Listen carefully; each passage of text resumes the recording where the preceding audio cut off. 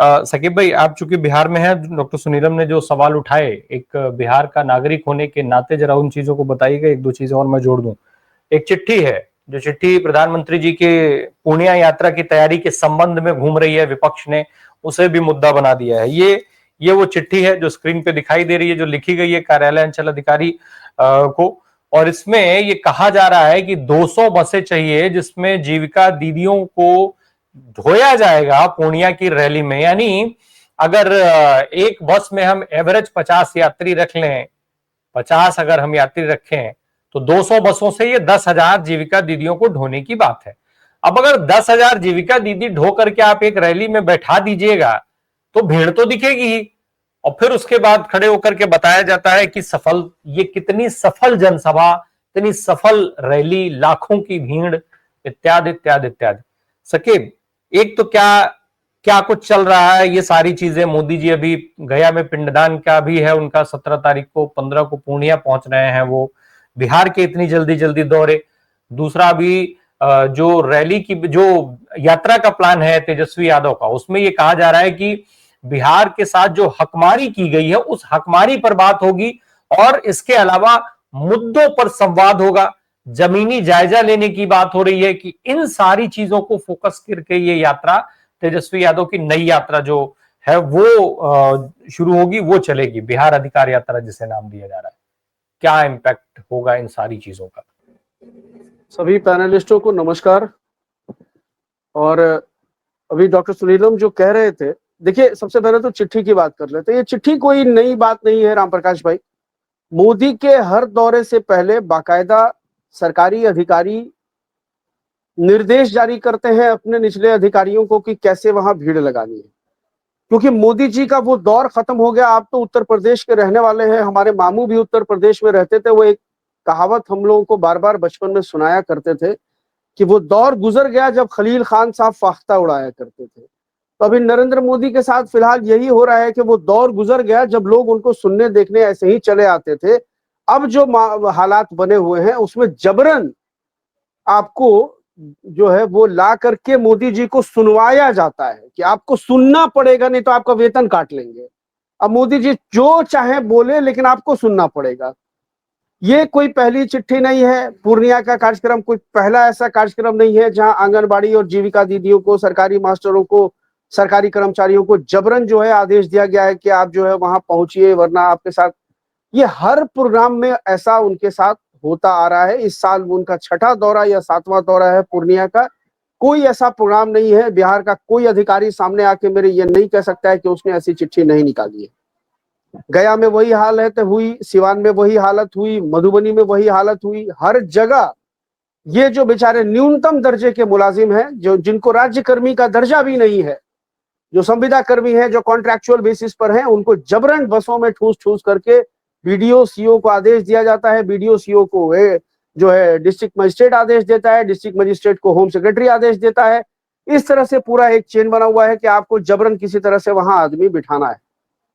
और जो जीविका दीदी, आशा वर्कर्स जो हैं, अगर यही आशा वर्कर्स और यही जीविका दीदी अगर वोटर अधिकार यात्रा के दौरान तेजस्वी यादव को एक मेमोरेंडम दे देती हैं, तो जो प्राथमिक स्वास्थ्य केंद्र का चिकित्सा पदाधिकारी होता है, वो उन आशा वर्कर्स के खिलाफ नोटिस निकाल देता है, शो कॉज नोटिस निकाल देता है। ये हमारे यहाँ हुआ है 22 अगस्त को, जब राहुल गांधी की यात्रा यहाँ से गुजरी।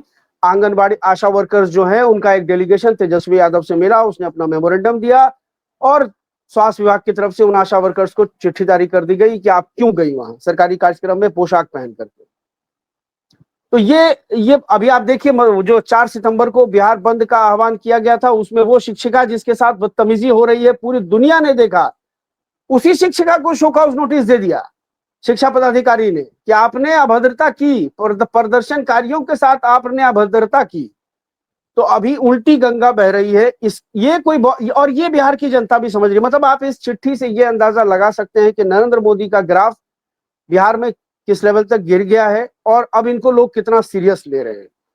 एक सर्वे आया है ION भारत का, जिसको RSS का ही सर्वे माना जाता है, राम बंधु वत्स ने एक सर्वे किया है और उसमें उन्होंने ये पाया है, वो सर्वे के बाद भारतीय जनता पार्टी के अंदर खलबली मची हुई है। उस सर्वे में ये जो अति पिछड़ा समाज है, जिसके दम पर ये 20 साल से सत्ता भोग रहे हैं, उस समाज के बीच में नीतीश कुमार के राजनीतिक भविष्य को लेकर संशय है। इसलिए वो एनडीए के खिलाफ है। एनडीए को वोट करने से वो हिचक रहा है इस बार, क्योंकि नीतीश की जगह पर उसको भारतीय जनता पार्टी का नेतृत्व स्वीकार नहीं है। उसको और वो निशांत को स्वीकार करने को तैयार है। और आपने देखा होगा कि यही बड़ी वजह रही कि पहले निशांत को लाने की बात हो रही थी, और जैसे ही ये सर्वे आया है, जदयू के राष्ट्रीय कार्यकारी अध्यक्ष संजय झा का बयान आता है कि निशांत अभी राजनीति में नहीं आ रहे। मतलब जबरन नीतीश कुमार को साइड करके इस बार भाजपा अपना सीएम बनाना चाहती है। प्रत्याशियों की घोषणा जदयू ने भी कर दी, भाजपा ने भी मोतिहारी में जाके प्रमोद कुमार को अपना प्रत्याशी घोषित कर दिया। भाजपा का ही विधायक है। बवाल मचा हुआ है अलौली की सीट पर। एक मिनट जरा एक चीज समझाइए। अभी जो आपने जिक्र किया, जिस मंगल पांडे ने वहां पर भाई जहां घोषणा की मोतिहारी में जिस विधायक को, उसी समय इन्होंने वो भी कहा है कि सीट शेयरिंग पे दिक्कत उनको हो, मतलब महागठबंधन के लिए जहां पर दूल्हा तय किया जाना है। तो दूल्हा तय किए जाने का मतलब तो यही हुआ ना कि भाई महागठबंधन में तेजस्वी यादव को मुख्यमंत्री नहीं माना जा रहा है या तय होना है इत्यादि इत्यादि। इसका क्या मतलब हुआ? क्या सीधा मतलब ये नहीं निकलता है कि एनडीए में फिक्स है कि एनडीए में मुख्यमंत्री किसको बनाया जाना है? तो अगर एनडीए में मुख्यमंत्री तय है तो फिर भाजपा अनाउंस क्यों नहीं कर देती? महागठबंधन के लिए आप बार बार पूछते हैं, खुद क्यों नहीं अनाउंस करते हैं कि नीतीश कुमार मुख्यमंत्री हैं कि नहीं? ये मैं फिर कह दूं, जिसको भी ये दिक्कत हो, जिसको भी ये कंफ्यूजन हो कि नीतीश कुमार मुख्यमंत्री होने जा रहे हैं अगला, भाजपा ने एक बार भी ये बात नहीं कहा है। सिर्फ ये कहा गया है कि नीतीश कुमार के नेतृत्व में चुनाव लड़ा जाएगा, मुख्यमंत्री बनाए जाने की बात कहीं नहीं हुई है अभी तक। और मंगल पांडे कह रहे हैं कि दूल्हा तय होना महागठबंधन में बाकी है। देखिए, आप बिहार की जमीन पर, डॉक्टर सुनीलम भी बिहार में घूम रहे हैं। मैं तो कहूंगा रैंडमली डॉक्टर सुनीलम आप किसी से भी पूछ लीजिए कि अगर महागठबंधन की सरकार आती है तो मुख्यमंत्री कौन होगा, वो आपको तेजस्वी यादव का नाम बता देगा। लेकिन अगर आप ये पूछे कि एनडीए की बहुमत आने की स्थिति में मुख्यमंत्री कौन होगा, तो वो संशय की स्थिति में आ जाएगा। वो कहेगा कि नीतीश जी पता नहीं बनेंगे कि नहीं बनेंगे, या भाजपा अपना बना देगी। ये एकदम जमीन की हकीकत है। महागठबंधन में ये प्रोजेक्टेड खबर है, प्रोजेक्टेड हेडलाइन है। ये सवाल प्रोजेक्टेड है कि आप बार बार महागठबंधन को लेकर के सवाल करते रहिए, ताकि उधर की जो कमियां हैं उस पर से आपका ध्यान हटा रहे। मैंने आपको पहले भी कहा था, मैं फिर आज कह रहा हूं कि पप्पू यादव को गाड़ी पर नहीं चढ़ने दिया। 2 दिन डिबेट चली। विजय सिन्हा को प्रधानमंत्री अपने बराबर में जो रोड शो करते हुए हेलीपैड से मंच तक जाते हैं, ऐसे हाथ जोड़ते हुए नीतीश कुमार को साइड में खड़ा करके, और एक साइड में सम्राट चौधरी खड़े होते हैं। विजय सिन्हा का क्या कसूर है? विजय सिन्हा भी डिप्टी सीएम है, एक बार उनको क्यों नहीं खड़ा कर लेते हैं बगल में? उनको भी खड़ा करके ले जाए। विजय सिन्हा से क्या दिक्कत है प्रधानमंत्री को? वो भी भाजपा के नेता है, वो भी उप मुख्यमंत्री है, उनको भी एक बार जीप में खड़ा कर लीजिए। ये सवाल ना उठे, इसलिए पप्पू यादव को गाड़ी पे नहीं चढ़ने दिया गया, ये सवाल उठाया जाता है। और मैं आपको बता देता हूं, ये सब कुछ भारतीय जनता पार्टी की संज्ञान में है। उनको पता है कि आप आज की बात कर रहे हैं, आज तक की मैं बात आपको बता रहा हूं। जिस दिन 20 जून को सिवान में नरेंद्र मोदी जी की सभा थी, और उसी दिन अमित शाह का एक इंटरव्यू छपा था एक बिजनेस अखबार में, और उसमें उन्होंने कहा था कि जो है चुनाव के बाद हम मुख्यमंत्री का चेहरा तय करेंगे, नीतीश कुमार को लेकर जब उनसे सवाल किया गया था तो। और यही लाइन जदयू के कार्यकारी अध्यक्ष संजय झा भी लेते हैं। चुनाव तो नीतीश जी के नेतृत्व में लड़ा जाएगा, लेकिन नीतीश जी आगे मुख्यमंत्री होंगे कि नहीं होंगे, ये सवाल पर गोलमोल बात घुमा करके खत्म कर दी जाती है।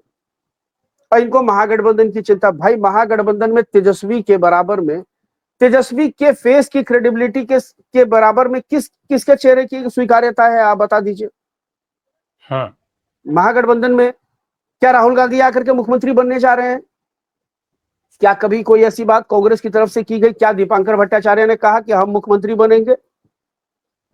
बताइए आप ही। कांग्रेस का कोई आला टॉप लीडर बताता है कि कांग्रेस का मुख्यमंत्री होगा? कभी नहीं बताया। सिर्फ ये एक स्ट्रेटेजी है कि तेजस्वी के नाम का अनाउंसमेंट करने के बाद ये जो एनडीए की पूरी चुनावी कैंपेन है वो तेजस्वी के जंगल राज पर अटैक करेगी। तेजस्वी को सेंटर में रख के पूरे चुनाव का फील्डिंग किया जाएगा। इसलिए अभी कहा जा रहा है कि मुख्यमंत्री अभी चुनाव के बाद तय होगा। लेकिन ये अंडरस्टूड है कि Tejashwi is the face of CM अगर महागठबंधन बहुमत में आता है तो। लेकिन नीतीश के चेहरे पर संशय बनी हुई है। और ये जो सर्वे, जिस सर्वे की मैं आपको बात कर रहा हूं, 20% से ज्यादा लोगों का मानना यह है कि नीतीश कुमार के चेहरे को डिक्लेयर नहीं किया जाएगा तो हम लोग एनडीए के साथ नहीं है, एनडीए के नेतृत्व को हम लोग, भाजपा के नेतृत्व को हम लोग स्वीकार नहीं करेंगे। आप ही कर दीजिए ना, नीतीश को हटा दीजिए। सम्राट चौधरी भी पिछड़े समाज से आते हैं, सम्राट चौधरी का चेहरा अनाउंस कर दीजिए। नीतीश जी पिछड़े समाज से आते हैं, सम्राट चौधरी कुशवाहा समाज से आते हैं, वही तो। अब नीतीश जी लव से आते हैं, कुशवाहा जो लव कुश का समीकरण रहा है नीतीश जी का 20 सालों का, नीतीश जी लव से आते हैं, सम्राट चौधरी कुश से आते हैं। तो आप कह दीजिए कि एक 20 साल में हमने लव को मौका दिया, अब कुश का दौर चलेगा तो कुशवाहा, सम्राट चौधरी कुशवाहा ये मुख्यमंत्री होंगे। एक बार कह के जरा सा आप देख लीजिए चुनाव, आपको पता चल जाएगा नीतीश को हटाने का क्या ये होता है। क्योंकि आपको पता है कि जिस दिन आपने नीतीश के नाम पर नाकर नुकर किया, नेतृत्व पर नाकर नुकर किया, आपकी सीटें जो हैं, नीतीश की तो 43 भी आ गई थी, आपकी 20 सीटों पर भी आफत है। अब खबर आ रही है कि सम्राट चौधरी जाके परबत्ता से चुनाव लड़ेंगे। जिंदगी में 2 बार चुनाव जिंदगी में जितना भी उन्होंने चुनाव लड़ा है, जिंदगी में 2 ही चुनाव जीते हैं, दोनों राजद के सिंबल पे चुनाव जीते। तेजस्वी की जो अधिकार यात्रा है, इससे बेचैनी बढ़ना, इनकी बेचैनी बढ़ना लाजमी है। अब देख लीजिए ना, तेजस्वी ने अपना एक प्रोग्राम अनाउंस किया, उसको लेके खबर चला रहे हैं सब। ये जो पेड यूट्यूबर्स हैं, ये कह रहे हैं कि अब जो है महागठबंधन टूट रहा है, महागठबंधन टूट रहा है, अब तेजस्वी यादव अलग रास्ते पे चल पड़े हैं। क्या बकवास कर रहे हैं भाई।